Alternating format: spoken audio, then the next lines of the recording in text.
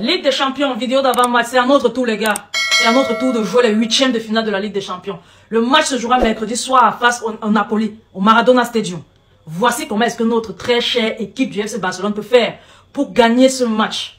Bonsoir à tous, j'espère que vous portez super bien les gars. Je vous demande s'il vous plaît, partagez cette vidéo, partagez au maximum. J'ai constaté que vous ne partagez pas, même quand je demande, vous ne le faites pas. S'il vous plaît, partagez. C'est la Ligue des Champions quand même. Il faut qu'on soit tous derrière notre équipe afin de supporter pour appeler la victoire et la qualification à l'issue des deux rencontres. Donc s'il vous plaît, partagez et surtout abonnez-vous. Laissez quel est votre pronostic en commentaire. Les gars, voici comment faire pour gagner ce match à l'aide de la Ligue des Champions à Naples. Naples joue chez eux. Ils ont déjà la pression de leur public.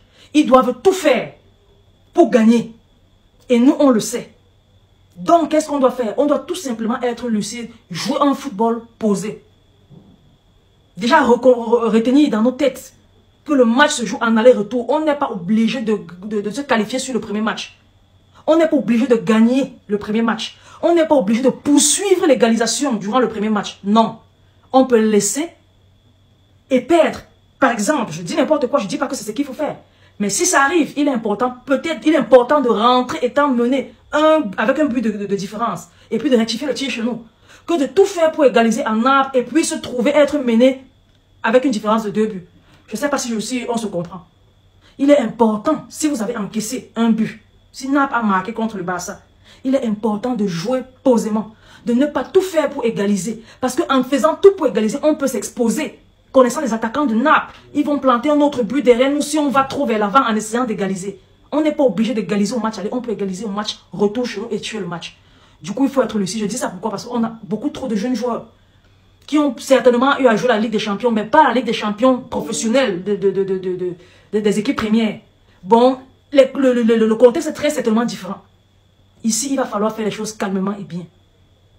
Maintenant, je vais parler segment par segment. On a notre attaque, comparée à celle de Naples. Je vais dire, pour moi, l'attaque de Napoli est plus forte. Elle est plus forte parce que chez nous, je ne vois que Lewandowski qui sort vraiment du lot quand on parle de la Ligue des Champions. Lamine Yamal est bon. Il fait dernièrement de très belles performances. Mais est-ce qu'il l'a déjà fait en Ligue des Champions? Parce que les deux ambiances sont très bien différentes. L'ambiance Ligue des Champions, l'ambiance Liga est différente. L'ambiance, comment dire, la pression mise par l'événement qu'est la Ligue des Champions est différente. Très bien trop différente que celle mise par la Liga. Le fait que ce soit le huitième de finale monte encore plus de pression. Donc, les joueurs comme Lamine Yamal en attaque, c'est bien. On va l'utiliser. Il est un bon joueur, il peut faire des merveilles, il peut débuter aujourd'hui, durant ce match-là, pour être un top player en Ligue des Champions. Mais avant ça, c'est Lewandowski le plus expérimenté. C'est Lewandowski qui a le plus marqué des buts, comparé à celui à l'attaque de Naples, bien évidemment. Donc, il va falloir être très lucide devant les goals. Saisir chaque petite opportunité qui se présente. Marquer quand il faut. Faire la passe quand il faut. Prendre des décisions propres et bien quand il faut. Jouer en collaboration avec son milieu de terrain.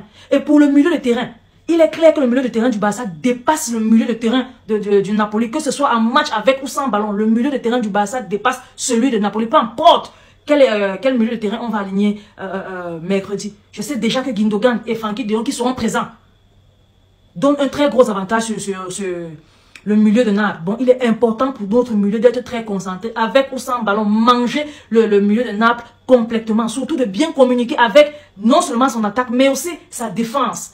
Il faudrait qu'il y ait cette communication-là, de la défense au milieu, du milieu à l'attaque, de l'attaque au milieu, du milieu à la défense et au gardien. C'est comme ça.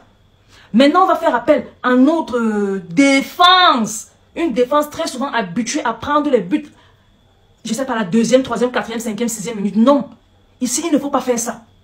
C'est exclu, c'est complètement exclu. On ne va pas donner l'hypothèse où c'est exclu. On ne prend pas de but durant ces premières minutes-là. Parce qu'on a des très jeunes joueurs. Prendre un but avant la 20e, la 25e minute peut tuer le moral de ces jeunes joueurs-là. Je vous assure, ça peut tuer complètement le moral de ces jeunes joueurs-là. Du coup, il va falloir faire très attention. Communiquer entre vous les joueurs, communiquer entre vous les défenseurs, communiquer aussi avec le gardien. Bien faire les choses pour qu'on ne puisse pas encaisser les premiers. Et surtout durant les premières minutes. C'est tout simplement ça. Il va falloir être très concentré. On fait appel à votre concentration. Si vous mettez en pratique ce que je dis là, je doute fort que Naples réussisse à nous gagner, même s'ils sont à domicile. Naples ne va pas réussir à nous gagner. Si on fait ce que je dis là, il faut juste être concentré, être lucide, être à fond dans les duels, dans les récupérations des ballons après la perte, dans la pression très haute quand le gardien du Napoli essaiera peut-être de relancer le match. Bien faire les choses en général. Marquer quand il faut. Faire des passes en arrière quand il faut. Ne pas foncer bêtement dans le but quand vous êtes mené en essayant d'égaliser. Non, le match se joue en aller-retour. On peut égaliser chez nous. Tout simplement. Il faut être posé dans la tête. Il faut être très très posé dans la tête. Essayer de plier le match à temps. Si on a l'occasion, si et seulement si on a l'occasion de plier le match, qu'on le plie. Si on ne l'a pas, qu'on ne le force pas, on peut rentrer plier la rencontre chez nous. Et prendre la qualification chez nous. Eux, ils jouent à domicile. Ils ont plus de pression devant leur public. À nous d'en profiter. Et on va se rappeler que Naples n'est pas le Napoli de l'année passée. Même Victor Osimhen, malgré sa performance à la CAN, ce n'est pas le Victor Osimhen de l'année passée. Naples, en général, a baissé. Son football, sa qualité de football a baissé. Il est bien vrai que pour le Barça aussi. Mais on a des individualités beaucoup plus fortes que ceux de Naples. Dans tous les secteurs du terrain. On a pour gardien Marc-André ter Stegen. Il est déjà revenu de blessure. Et à lui aussi, on fait appel à lui. Il est important qu'il commence par un clean sheet en Ligue des Champions. Il est important qu'on commence par un clean sheet. Franchement. Et aussi, on va se rappeler que même quand Naples était très bon, quand ils affrontaient le Barça, ils n'ont pas toujours eu cette chance-là de gagner. Je pense durant les 4 dernières rencontres, FC Barcelone-Napoli, le dernier match qu'on a joué face à Naples, on les a gagnés 4-2. Et puis c'était 1-1. Après c'était 3-1, on les a gagnés. Après c'était encore 1-1, après c'était 4-0, on les a gagnés. Bon, vous voyez que sur les 5 dernières rencontres, le Barça a gagné 3 fois et 2 fois match nul. Et dans ces matchs nuls-là, c'était les buts seulement 1-1, les scores de 1-1. Vous voyez que Naples face au Barça n'arrive pas tellement que ça a marqué.